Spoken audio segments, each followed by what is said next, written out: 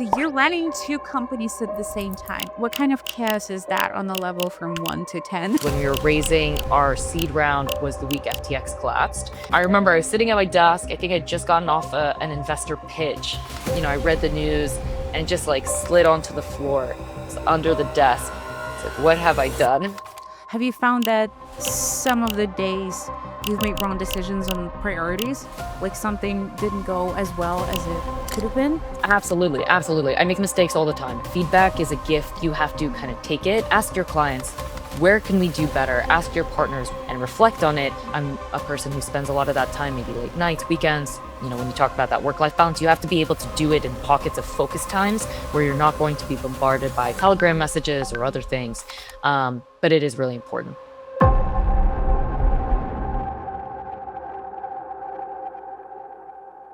Hey everyone, this is hopefully your favorite host at the Buildooor, Catherine, and we're at Buildooor talking with founders or builders about hard truths, unfiltered thoughts, and hopefully some important and useful content for you. So welcome to this episode. I'm excited to have Aya Kantorovich today as a guest. Aya, hi, thank you so much for joining, for finding the time. Thank you so much. I'm excited to talk to you. Yeah, thank you so much for having me and for creating this space for, founders to share their Mhm. story. I think it's exceptional. Hopefully it's a safe space, you know what I Yeah. mean? Where everybody I'll feels tell you when we're done with the interview. all right. Fair point. Fair point. So I'd like to start up. Aya, would you like to give us a one-liner of who you are? Because I think that's going to be fair, what you do, but not, those 15 minutes description that people do on panels. Just a one-liner. I build. Yeah, absolutely. So, my name is Aya. I'm the co-founder and co-CEO of August and UpShift. August is our on-chain prime built into a custom smart contract, and UpShift is our yield abstraction layer. Good. That was very short, very sweet. Thank you. All right. I'm going to ask follow-ups, but I do have the first question about a little bit of a corporate world. You've worked as an associate at Pantera Capital, right? Is that correct? hmm For I think a year. At least that's what your LinkedIn says. I perused it.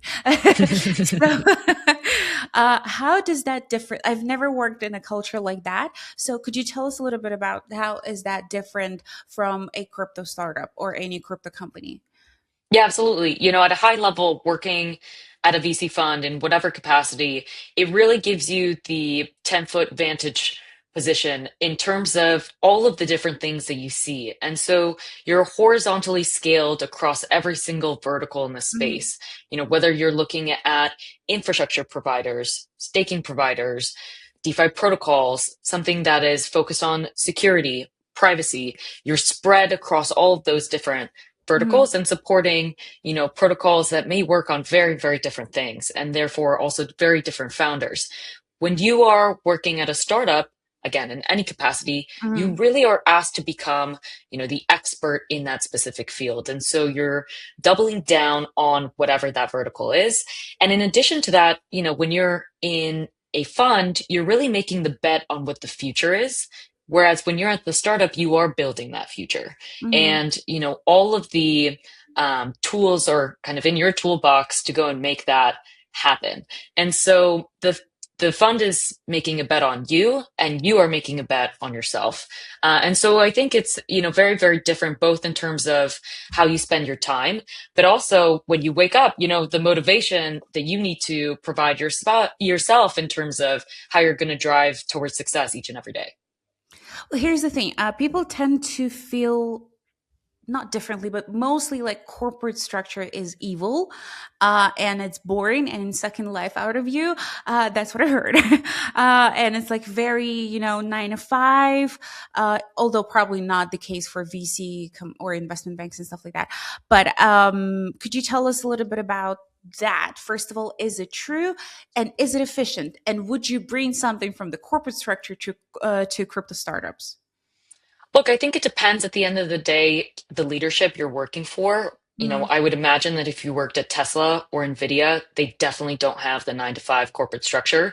Mm-hmm. And, even at my time at Falcon X, it was certainly not a 9 to 5 as it grew, larger.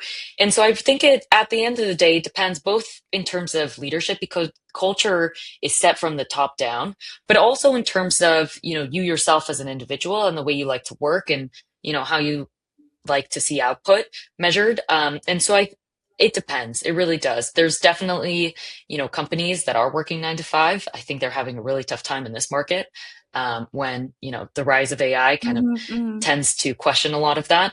And then there are folks who are, putting in 12 plus hours a day. And it's not necessarily even the hours per day. It's really just the output. And are you the mhm, most efficient worker out there that these tools will now help, help mhm. amplify? I'm going to go back to what you said about the 9 to 5. So no work life balance. No. So I'm getting old. I really want to feel that. Really want to know what that's like. So no, no, we're not heading towards that. No. I think it depends. I think it depends. Look, one of the things that makes me really proud about our company is over half the company today has children under the age of 5. And so, we really, our goal is, how do you create a company that has operational excellence and our output is still at a very, very high caliber, while being able to balance the ability for folks to spend time with their families in a meaningful way. And there's definitely a way to do so. And so I think it really just boils down to, you have to hire the right people who can prioritize Mhm, balance, and context switch, so that they can have, that work-life balance while being able to have operational excellence. mhm. So is that you cracking the code? Because you just mentioned that we need to understand how to build this company. So did you crack that code yet? Did you, or you're on your way to build something like that? Yeah, it's a great question. I think, I don't think you ever crack any codes in life. Mm-hmm. I think the whole purpose, and this is more philosophical, but I would say the whole purpose of life is to continue, cracking whatever that code is. And Mm-hmm. so, obviously tooling has, changed so much in the last 6 months. And so we are finding ways to become more efficient, faster, more creative, Mm-hmm. and be able to leverage those tools, and instead of, people hours that you would have to spend. And so I think we're constantly figuring it out, but we're definitely on that journey, and it's getting a lot better and more efficient. So it's working, I'd like to think. All right. So good luck with that. And please update us on your way. You can just do the whole, on our way to build that kind of series on LinkedIn or X or a Substack letter. Groundbreaking. I know. Um, so here, first of all, thank you so much. You finally said great question, because I've researched and all of the interviews that I've watched going back to the 2021 on Bloomberg. The first thing that you said, great question. And I was like, she didn't say that. So like, oh my, like, am I going to get that? Is it really that bad? So No, no, I'm we glad you got there. called it out. I'm glad you called it out. I actually, you know what it is? It's funny you say that. I use it. Well, one, it does reflect good questions, and you have great questions. I think we started off in a very thoughtful discussion, which is fantastic. But it also helps me, think through the exact answer that I want to give. And so Yeah. most of the time when you see me say that, typically on television, is Mhm. because perhaps I'm stumped, and, I need the extra like 2 to 5 seconds, to, answer that question. Oh my So God. I guess that will be a measurement of how Revelations. often I get Yes. stumped on this interview. Revelations, exactly what we're here for. I was kind of thinking that somebody, if somebody trained you like media trained you, they've done a really great job. Because like, it's really nice to hear it. It's like, oh my God, yes, thank you, that's our job. So if Actually, the not, media training told me to stop saying that, so I'll let them know. I will report back. yes, thank you, because but again, we're all different. Maybe somebody does a little bit. It's just like, wow, I feel seen. All right, sorry, I'm sorry. I was gonna Great ask that questions. anyway. Thank you. All right, so you're running two companies at the same time, right? Hmm. What kind of chaos is that on the level from 1 to 10? No, but seriously, my first question, how is that possible? Because every single person that I've known, and I myself, who was trying to get to do a couple of jobs at the same time, I wouldn't go as far as to say failed miserably, but you are miserable. You are tired all the time.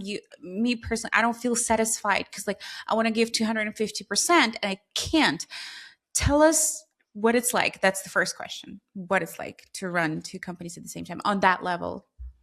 Yeah, It's a great question. I would say, I would say, lucky for us, the two have a lot of synergies between one Mm, another. So the mm, underlying technology is the same, and it's used in two different capacities. One is for the institutional side, whereas the mm, other is more for protocols and earn.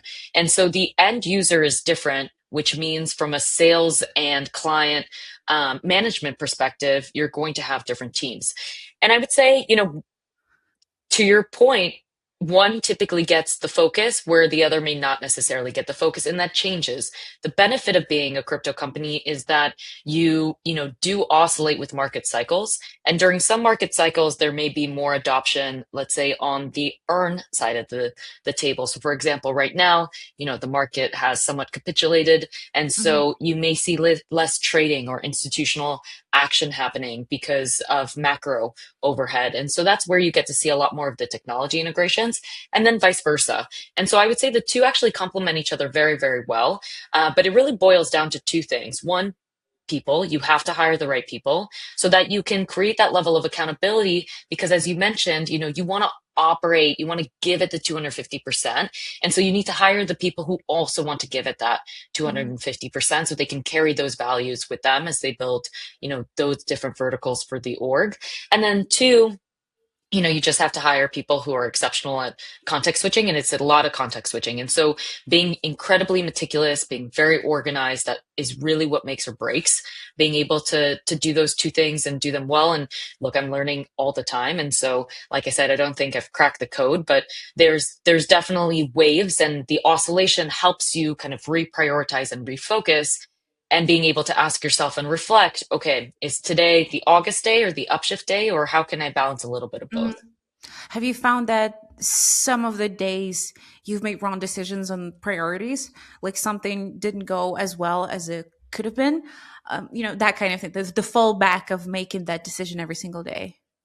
Absolutely, absolutely. I make mistakes all the time. And so, Mm, I think the way that you can recognize that is in constant reflection and asking for feedback. Feedback is a gift that is rarely given. You have to kind of mhm, take it. And so, mhm, being able to, not have an ego and be humble and ask your clients, where can we do better? Ask your partners, what are we failing at now? Asking, employees, where could we be better resourcing and help, and providing that clarity, and then being able to ingest all that information and reflect on it. It mhm, does require a lot of time. And so, I will say, I'm a person who spends a lot of that time, maybe late nights, weekends. When you talk about that work-life balance, you have to be able to do it in pockets of focus times where you're not going to be bombarded by Telegram messages or other mhm. things. But it is really important. And what kind of boss are you? How would you describe yourself?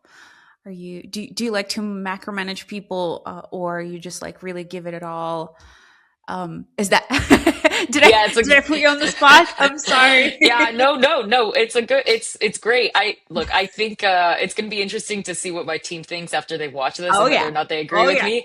I'm hoping for some At a high comments. level, I definitely do think I have a tendency of micromanaging, and that's just because I, pride myself in being exceptionally meticulous, Mhm, going through Telegram chats, making sure that we are always, always responsive, and that people think about us as, setting the right SLAs, over communicating and responsiveness. And providing clarity on all accounts. And so that's something that is very, very core to my values. So I will say sometimes that kind of funnels down to the team. mhm, But other than that, being very open, always accessible, and over communicative is something that I really pride myself in. And again, giving feedback, and whether that's good feedback, bad feedback, constant feedback. I think, one of the lessons I've learned over the course of the companies I worked for is, it's very easy to communicate when things are going poorly, and very, often you will not communicate when things are going mhm, well. And so being able mhm, to constantly reflect on that, and just being human, photos help with that, especially in a remote work environment. We start every week with icebreakers, and it's always nice. You feel a little bit mhm, more connected to someone who may work on the other side of the globe. mhm. Well, I didn't like because I saw your face facial expression. I hope I didn't say something wrong because an example of that and on reflection, I've worked with crypto media for 9 years. And I've Mm, managed team of 20 to 40 people all over the globe, and it's crypto media is nonstop um, as any hmm company is, but it's just this, there's importance and the stress, and it's insane. And I've been often called the mother of the editorial. And upon reflecting that and taking some time off, I realized that it was really unhealthy, mm, because I was living the lives of my employees, of reporters and editors, and I knew their tests results, like their blood test results. And based on that, I could make a decision on what features to assign to them this week. mm, And I realized that I didn't live myself. And so, and I got very emotional, very exhausted. I was really, really like, it was a really dark time. And so I could reflect on that and say, hey, maybe someone felt really well about that because I was really involved, but it kind of broke me down, to be honest. hmm It tore me to pieces. And people use that as well, because I realized that they were lying to me, that they weren't that they were, manipulating with some personal stuff that didn't actually happen, because they knew I would be sympathetic. And so I realized that I probably might not become Anna Wintour of editorial in terms of management style. Like, there's just business, business, business, because I'm always going to be myself, but I really need to be more strict with people. So that's why I asked that, because we also talked with Frederick Dune, CEO, and he said that he could be very irrational in his decisions. And he's like, I really reflected on that podcast. Thank you. Yeah. So that's why I'm asking these questions, because it's okay. Nobody's, I don't think that nobody's perfect, or maybe Warren Buffett is. I don't know. He doesn't give interviews like that, but he doesn't use social media. He has a lot more time. So that's why. And could you please let me know how your team responds to that, to your reply? Could you let me know? Absolutely, absolutely. And first off, thank you for being transparent. I can't imagine that there has ever been a manager that hasn't felt a part of what you just highlighted. And it is really hard. It's very hard to be able to balance being, a human and having a personal connection Hmm. with Hmm. someone that you work with versus, driving towards success of the business. And when you think about the business, it's always, what value and who do we accrue this value to, right? There's the shareholders and investors, there's the employees, then there's the clients and the partners, and it's hard to balance those three things, and it's a constant battle. And so being able to also provide the professional development for others where you set that line and say, okay, this is as far as I can Hmm. go, and either you meet me halfway or we find another arrangement, is very difficult. And I will say, one of the things that has been most helpful is using a lot of the tooling that has become, accessible in the last 6 to 8 months, Hmm. because Okay. in a way, it kind of allows you to run an assessment on performance of team, without the human bias that, comes with the relationship aspect of it. And so Hmm. you can measure someone without, bringing all of that to the table. And it allows for you to be, unbiased, which is very, very hard to do. And really just reflect on stats, numbers, Hmm. actions, and so forth. And so I found it to be the most helpful. But yeah, it's challenging. I always It say that the is. hardest job in the world is the manager's job, and I really do have a lot of respect for people managers because it's a very hard job. Well, you've mentioned the tools over the last 6 8 months. Are you talking about AI based tools, right? Any specific names that you have found very useful?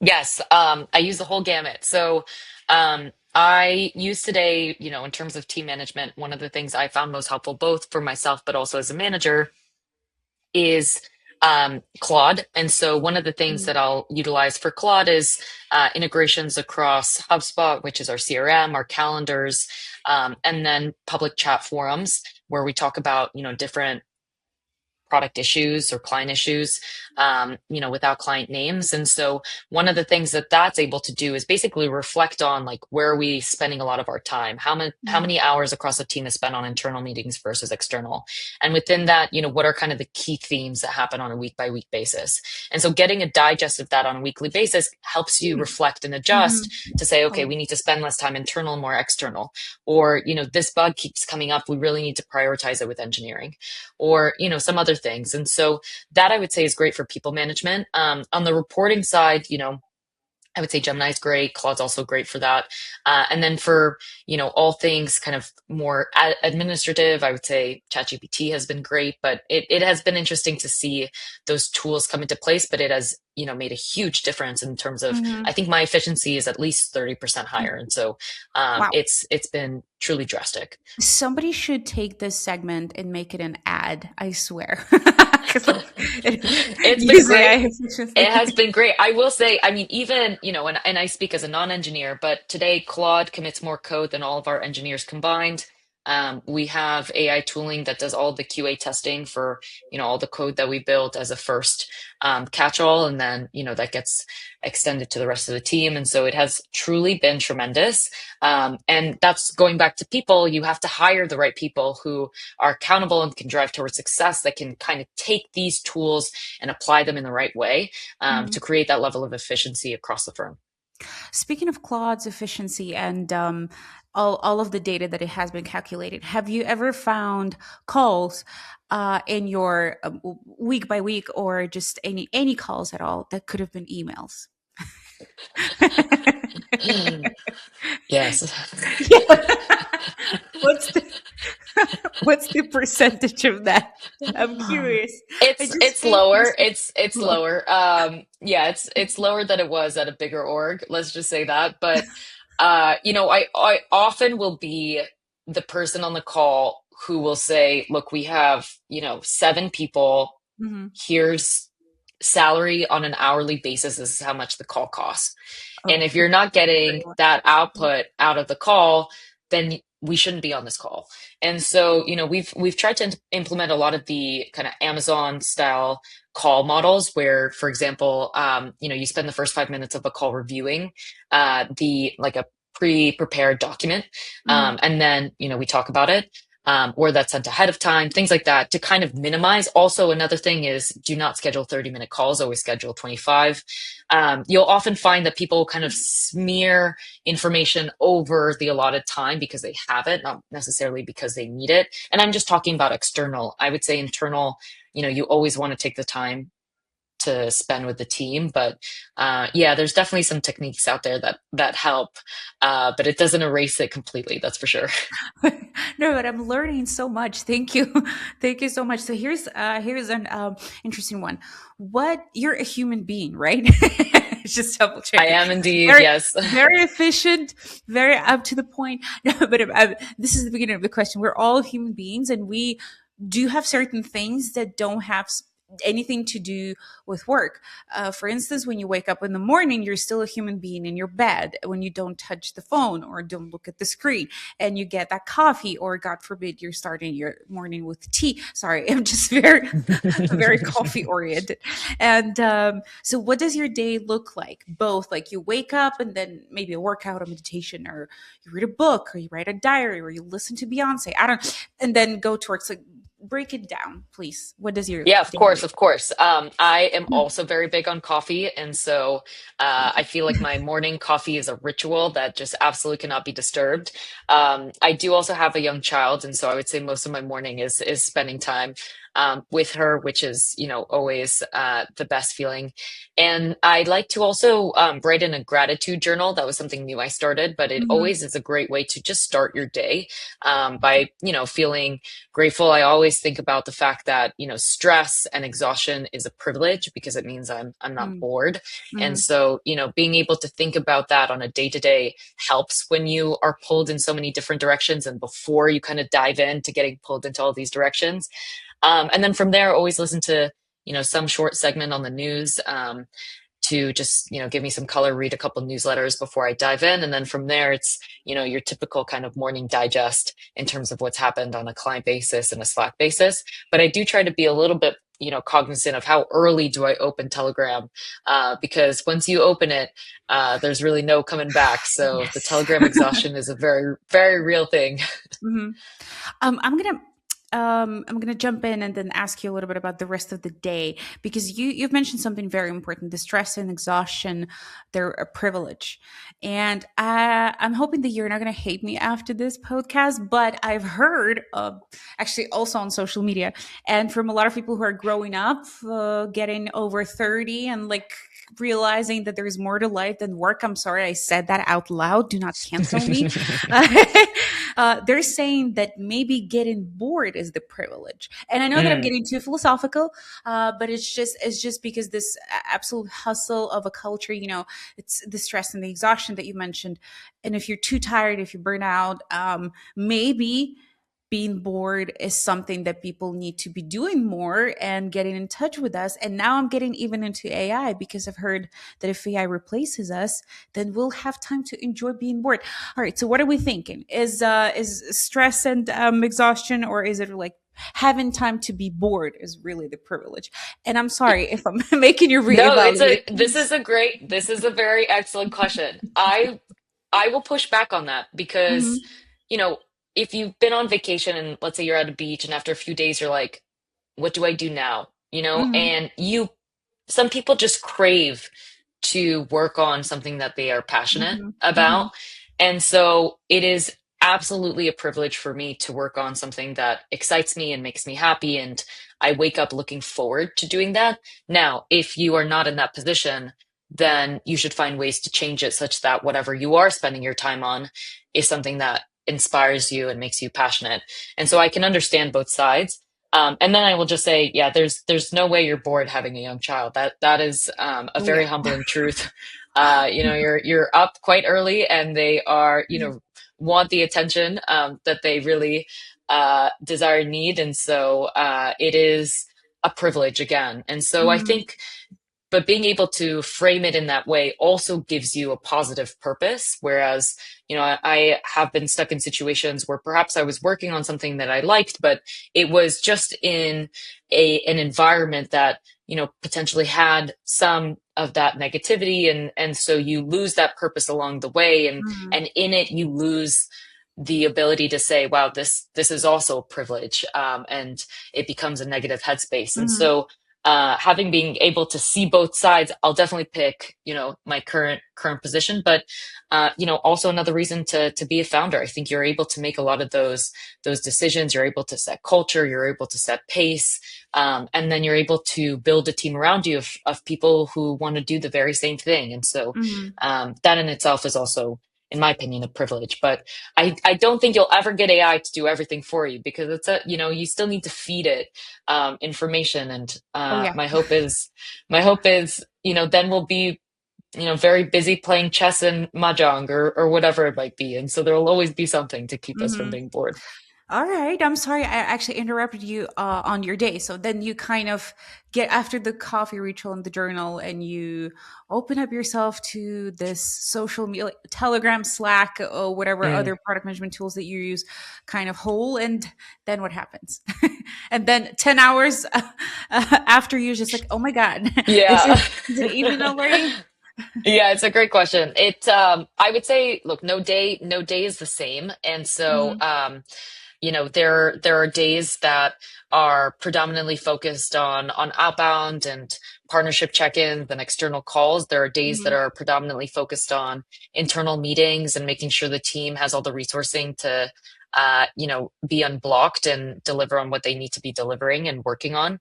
And then there are days that are meant to be focused and strategic, and really think through like what is our product roadmap, what is our positioning, where do we foresee the space changing given what's happened in the last month? And is that different from, some of the hypotheses that we have for the industry in the space? And how are we positioned to best capture that? I would say, in general, being a founder is being able to, similar to working at a fund is your job is to really highlight, themes in the space and the market and being able to, recognize a theme when either you see it or ahead of it, and then being able to capitalize on it. In Falcon X, the theme was the aggregation of liquidity and what that looked like in different waves and stages. And for UpShift, the theme is vaults and the vaultification of everything and what that means for asset management and back office and middle office. And so, yes, the job is really being able to spend that time to think about themes. Hopefully, I answered that question. Yeah, you did. And then I do have a follow up. So how old is your child? Is that an okay thing to ask? I don't know Yeah, who's yeah, it's totally listening. fine. She's 9 months old. 9 months. Hmm. Oh my god. And the next question is going to be even so it's going to be a stupid question, but I have to ask that. Does having a child kind of change the way that you see work? And does it make it more difficult? And I know I probably know the answer, but some people say that it makes you more organized. Some people say that it's a total chaos and it's possible. So, just your take on that. Yeah, definitely, gives you perspective in terms of what truly is important and going Mm, back to fulfillment, what is the most rewarding and fulfilling thing. And yeah, I would agree 100%. It, makes you far more organized because you just have less time. And mm, so you have to do the same, if not more, with that less time. And so being, hyper focused and hyper organized is the name of the game. But yeah, I mean, parenthood is such a different and personal thing for every individual, and it's mm. always interesting to see how people put a twist on it. But yeah, it's been fun. I always say my child is she's my third child. My first two are the companies, and then Oh, she's next, but she's definitely the uh-huh. most rewarding and most fulfilling. So it's the balance between the three.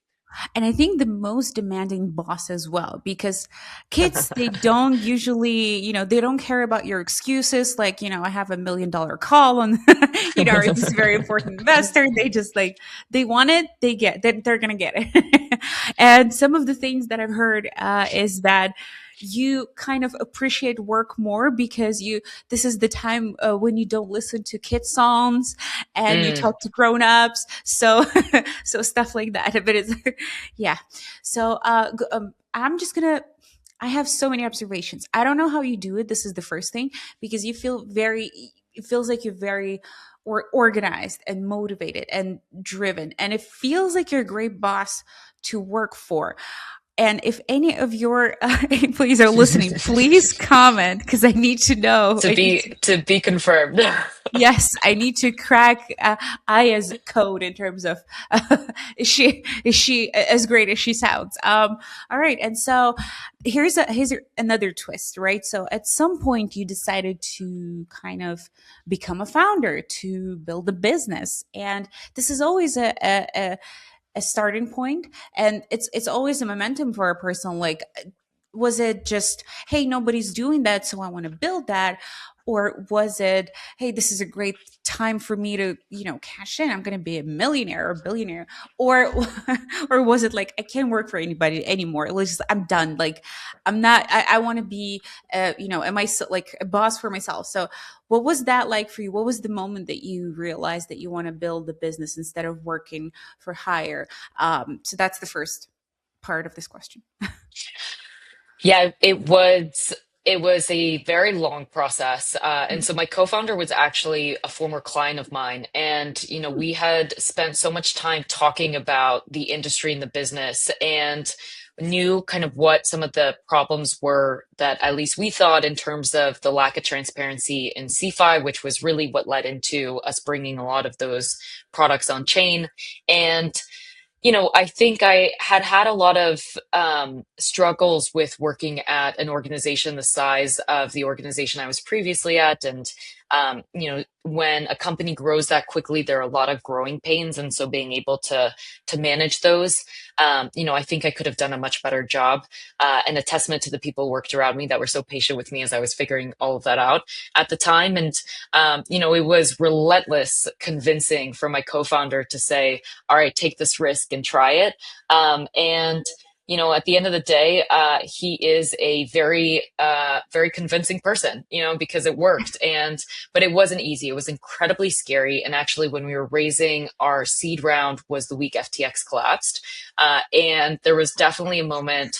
Luckily we closed the round that week, but there was a moment where, you have this life pause, and everyone remembers where they were when FTX collapsed. But I remember I was sitting at my desk. I think I'd just gotten off an investor pitch, and I read the news and just like slid onto the floor. It's under the desk. It's like, what have I done? Oh, yeah. Oh Can my I get my goodness, job what? back? I mean, at the time, it was not even clear if crypto was even going to have, All right. a place in this Mhm. world because, we had some investors who had to pull term sheets because they thought, crypto was done, and their LPs thought crypto was done. I mean, it was really a challenging period for the industry, and a testament to our investors who said, no, we're going to double down. But yeah, it was a very interesting time to raise. So no, it was absolutely not a honeymoon period. It was not, smooth. I lost 10 years off my life that week. It was very scary. And I think I'm not always as good at this, but you have to be very committed to the lack of a clear path that maybe perhaps you have at some of these large organizations, and being able to say, okay, like this is a blank slate, a drawing board. We can do whatever we want, Mhm. as long as we know what the product market fit is. And so and once we found that, that was, yeah, truly exciting. But it certainly wasn't that day one. I can say Oh that for yeah. sure. So to anybody who's scared out there, yeah, it could get worse, guys. It could be the next FTX week when you're Yeah, yeah. launching on your Don't own need to wallet. relate that. All right. But yeah. So that was Take not risks. That's all I'll reassuring. say. Take risks and double down on them once you've taken them. At least that worked out for me. Does it get any easier uh, to be on your own? Yeah, that's a great question. I know that you're thinking now Yeah, that I yeah. know what you're doing now. It's a really good question because I get this question a lot. Oh Predominantly as a man. woman with a young child and the startup, you know often people will ask, does it get easier? It must be so hard. And I think life in general, regardless of your situation, is hard, and Oh it's a yeah. real question of just how you approach it. And I mean that to Mhm. say, whether you have one or four or five kids, or you are at a startup, or a very challenging work space, or you're on the cusp of the AI race right now, and you're working at ChatGPT versus Anthropic. I think all of those are really hard. And so I don't think I'm in a unique position per se, but it all comes down to approach and balance, and reflection, and being able to reflect on those things. Because there's absolutely moments, as you mentioned earlier, where you take a step back, and it can be very overwhelming, and you're doing so much, and you're context switching so much, and Mhm. also digesting a lot of information, whether it's from your team or people or clients or partners, investors, and being able to digest that in a good way. And so compartmentalizing is so important, but also being hyper organized so that you can manage all those things, um, is is interesting. And look, I don't think it gets easier because luckily my family hasn't gone through the stage of aging, but aging parents, I've seen employees manage that, and I think it really just boils down to a question of, what are your values? Are you reflecting on your values and managing your time well, so that you're constantly feeling fulfilled across all of those, and life will just come at you in waves. And so hopefully in whatever wave that you are in right now, you're handling it in the best way that you can. um, so hopefully that answers that question. Yeah, I didn't. And thank you so much. And to be honest, I'm also asking for myself. First of all, I didn't mean to ask like, hey, because you're a woman and you're with kid, does it get any easier? No, no, of Easier? course, of course. No, absolutely not. Because as you mentioned, the most important thing in his life, personally for me, is not getting any easier. It's not. When I was employed, I had tumors. I had myself, so I had surgeries. I had Oh wow. oncology centers. I had deaths, 7 deaths in 4 years. I had aging parents and aging pets, and I know some people might not realize that this is hard, but when a pet is like kind of dying on your hands, so that's very, so I had robberies, I had different things that I had to do myself, and also work. So life for Mm, me, it hasn't, it didn't get any better. And I wasn't a founder, but I want to be. And now I'm at a point where, but people do have like content companies. Like I do have this idea, and I'm a workaholic, but it's easier for me to give it all to somebody else, to some, to another founder, and not to work for myself. And that's why I'm asking, because like life is not getting any easier at all. Look at the 5 years, the 6 years now since COVID. I feel like we all gone insane, or somebody switched some sort of thing, or it's a simulation, and life is not getting any easier. Even with my passport, which is not, I mean, it's not the US, it's a Belarusian passport. So I always thought that I'm going to come back to the US, and now my country, the country that I have a passport from, is on the list of no go to the US. So it's not getting easier, you know what I mean? I can go on because like, but it's not about that. That's why. And I'm like, and I think so that's the advice that I'm looking for myself from from driven people like you. And I think you said it really, really well. But I just wanted you to understand where I'm coming from, because, it's life, and people, the priorities change, the circumstances change, anything changes. And so it's very important, as you call this, to have your priorities, values, and to probably be determined, right? It's dedication as well to your craft, right? yeah, you said it. Look, you said it so perfectly, and knowing what I know about you just from this call, it seems like you handled those situation with grace and as best as you could, and it was, I'm sure, very, very challenging. And being a founder is also very challenging. Maybe in similar ways, perhaps less so. I would say all of the circumstances you mentioned, every those Mhm. things are personal, and so it's hard to be able to balance those two things. But being a human in general, it's a marathon. It's not a race, right? We're living hopefully until 100 plus Mhm. years of age, and so kind of similar to being a founder. The company is in itself also a muscle and reflection of that, and so there might be a quarter where people are doing well, and everyone on the team is kind of working together to Mhm. and is at a very healthy place, and maybe there's a quarter where someone has a family issue, or we had someone with a tumor that had to get that removed. Knock on wood, everything was good, and so Mhm. you are dealt with those circumstances, and so being able to manage around that.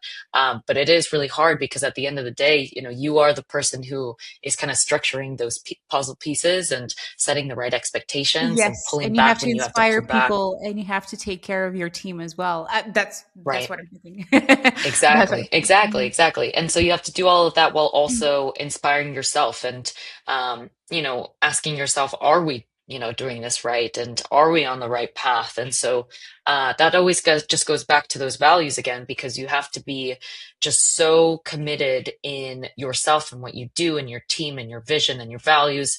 And you have to be a good storyteller, and you do have to, be someone that people want to work for. Mhm. And get those folks excited. And yeah, it's challenging. I mean, even just thinking about it now, it's you compartmentalize it a lot, but it is hard. Yes.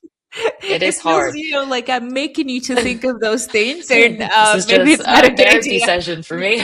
Yes. So you'll need some time off after this podcast to reflect. I have No, my but strategy block after this, but this is no, it's great. It's oh my this is good. Look, I think there's people who do it exceptionally God. well, and we're learning on the job. Let's just say Oh that. yeah. So and I feel, as the final note of this very I think it's a, I don't know even to describe it. It's a very eye-opening, candid conversation that I feel people need to listen to. Listen to it. Thank you. But as the final note, how do you?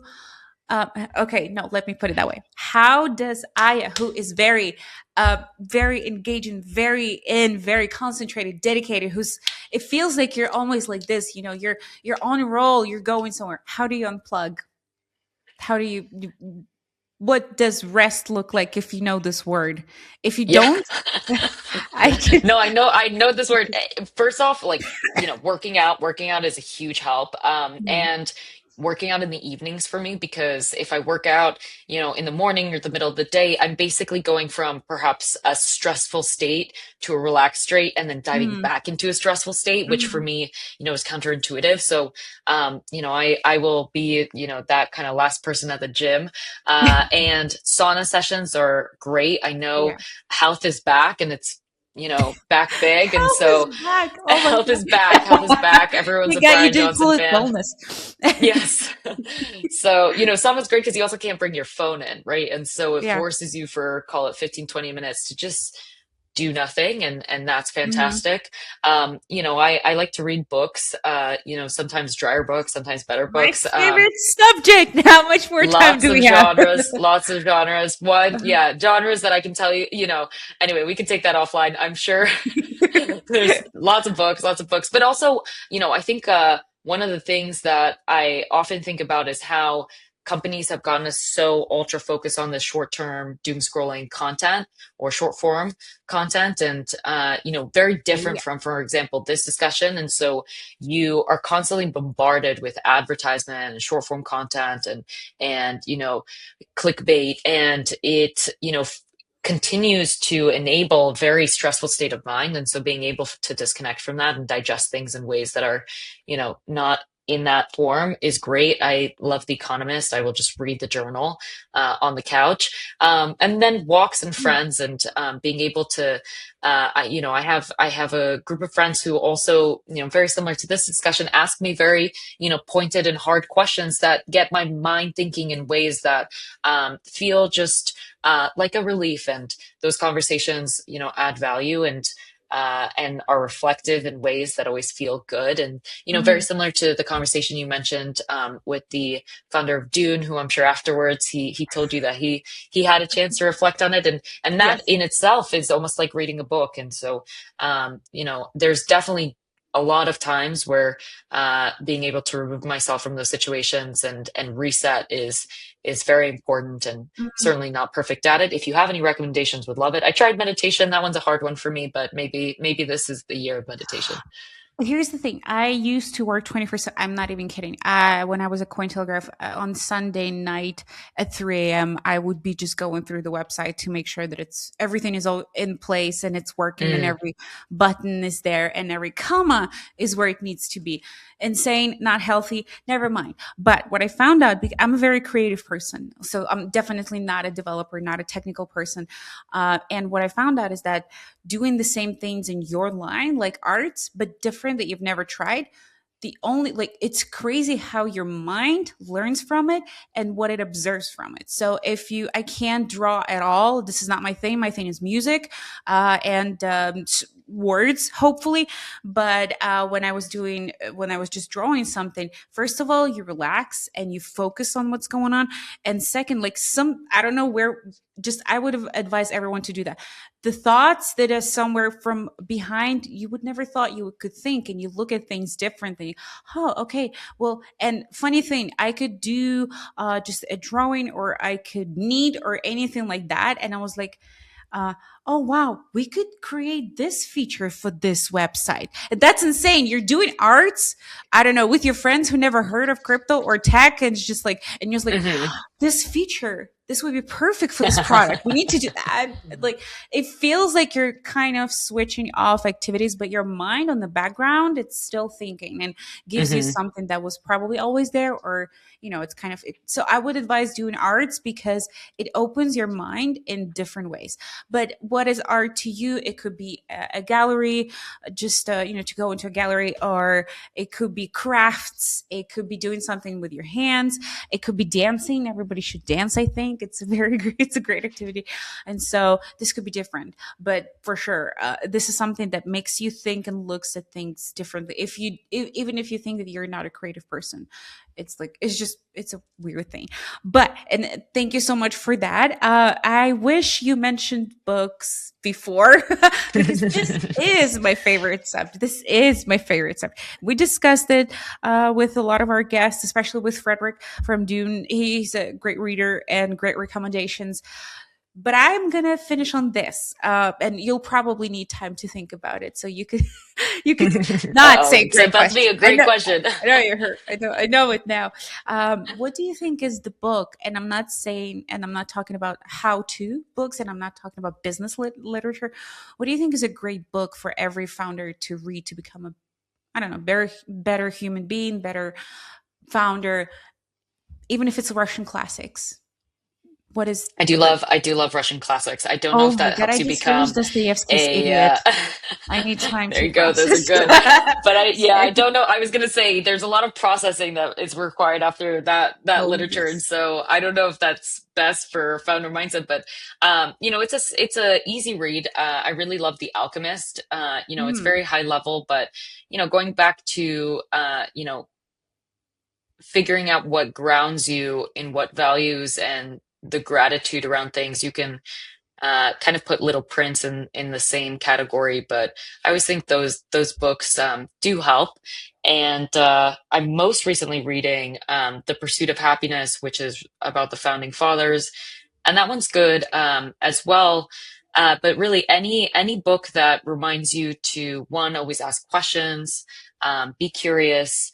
The founding fathers, when they were writing the Declaration of Independence, came at it from a philosophical point of view in terms of, what is the rule book that would make humans the happiest and the most mm. fulfilled, which is not really what we think about, as you mentioned, giving everything that's going on right now globally.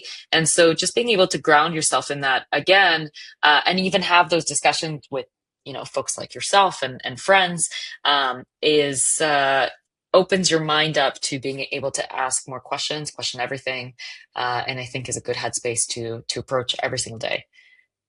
On that note, no, honestly, thank you so much. I'm out of words. Nice job, Catherine. You don't have words. You're literally, your job is to talk. But, but hey, it was really nice.